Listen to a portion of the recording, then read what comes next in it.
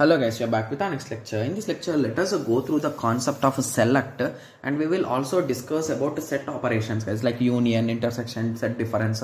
So I'll be just giving you an overview as usual. Okay, yes. So select. So when we are talking about a select statement, if you recall, we have already discussed about this select statement in relational algebra, right? Yes. So in relational algebra, it is popularly called as a projection, right?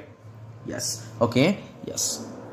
Okay, so when we are talking about this selection, okay, so we are going to select some particular rows from the table. So assume that you wanted to print the amount number, sorry, it should be account number, right? Okay, let it be amount number, branch name and balance. So let us assume it as account number only. Okay, so account number, branch and balance. So I want to print all these details, right? So let us recall or let us write it in our fashion only. So first think what table you want to write, print. So we want to print the table name, column, amount, right? Yes. So once I print that amount, after that I will be deciding what columns I want to print. I want to print all the columns, right? So instead of writing all the names, you can just use the symbol star, guys. So star means everything, assume in that way. Okay, yes. After that you will write select. So read it. So select star from is there, I forgot that. So select star from amount. So select star means everything from where I should select, from amount, table name. So that is the exact structure of select, guys. So I think I forgot to write from here. Okay, yes. Okay, so whenever we are selecting a particular row, sorry, a particular column, you can perform operations also on them, guys, like addition, subtraction. So I'll be giving you an example, so don't worry guys. Okay, yes. So let us start with our first thing. Okay, so the first question says that find all details of bank branches. So we want to get the details of branches, so that is available in this table, right? So what we can write, so the table name is a branch. So select everything from where I should select, from the branch table. So that is the answer for the first thing, right? So if you want to check the answer, it will be on the back side, guys. So select star from branch. Okay, yes. So now let us go to the second one. The second one says that find loan number. So we are in search of a loan number, okay, and amount. So we want to find both of this, right?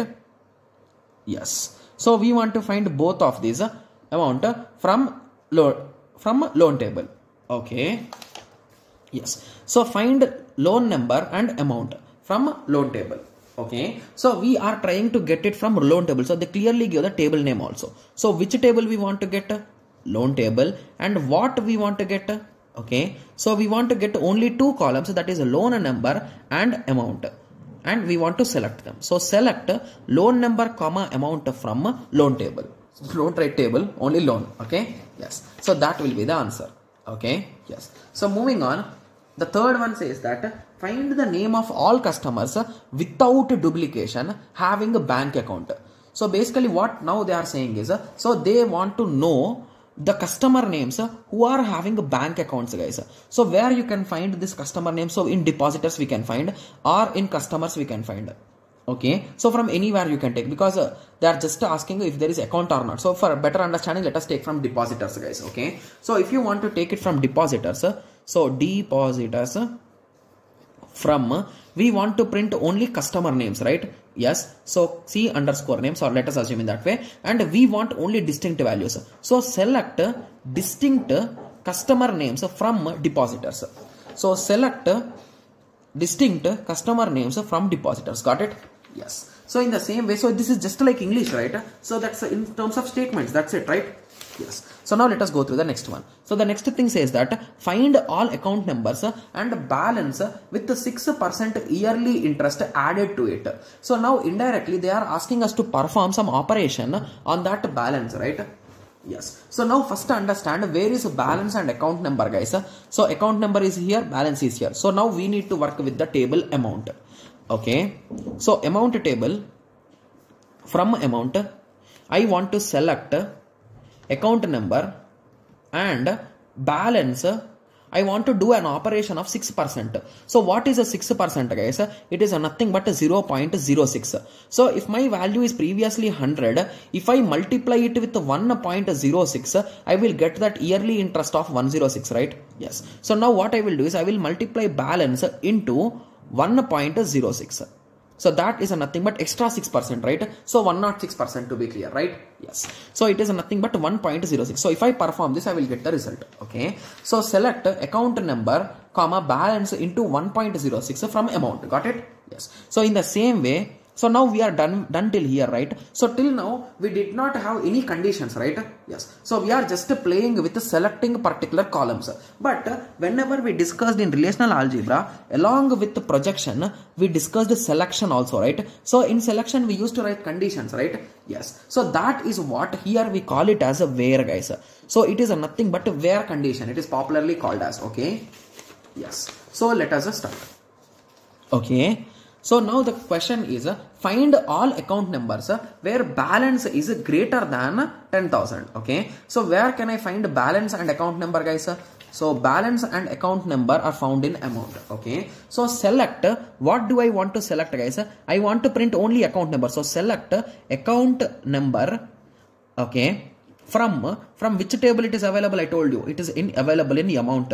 Okay, so now I have selected all details, but I want to apply a condition, right? So where balance is less than 10,000 rupees. So based on this condition, now the result will print. So that is the exact way how we apply. So select something from something where. So select from and where are the three fundamental things in SQL statements, guys. Okay. Similarly, the next thing, find branch name with which is situated in Delhi, having assets less than it's I think 1 lakh, right? Yes. So the same question which I have previously discussed. So basically select branch name from which table it is available, branch name and all things. So in branch, from a branch where balance is less than 1,000, where city or branch city is equals to Delhi and city and the assets are less than 1 lakh. So in that way you will write, right? Yes. So if you want in terms of return format, it will look in this way, right? So select a branch name from a branch where city branch underscore city is equals to Delhi and assets are less than 1 lakh, right? Yes. So let us go through the last one now. Okay, and the last question is find branch name and account number which have balance greater than 1,000 and less than 10,000. So when it comes to this particular thing, here it is a range query, right? Yes. So you can write it in two different ways, guys. So select a branch name, account number from account number where branch greater than 1,000, balance greater than 1,000 and balance less than 10,000. So this is the traditional way. If you want to write it in terms of English, you can write it as where branch balance between 1,000 and 10,000. So any value in between these two values will be selected here. Got it? Including them. Remember, okay? Yes. So that is nothing but a select with where class. I hope everyone got a clear idea, right? Yes. Okay. So now let us move through the union set operations, guys. So I think everyone knows about this set operation, right? So if we are performing union means you are going to select all the things only once, right? Yes. So to be clear, union, you are going to use English words, guys. You are not going to use symbols here. You are going to use English words. Similar to intersection and similar to exception also. Got it? Yes. So now I hope everyone got a clear idea with respect to this, right? Yes. So in the next lecture, we'll be starting our discussion with natural joints, guys. To be clear, we have already discussed about natural joints and all the types of joints in our previous lecture in relational algebra. So the upcoming lecture will be just an overview with respect to the symbols, guys. That's it. I'm not going to take dedicated examples again. Okay. Yes. So in the next lecture, let us discuss about natural joints and all its types. Okay. Yes. So let us meet in the next lecture. Thank you. Thanks for watching. Like, share and subscribe for more awesome videos like this. Thank you.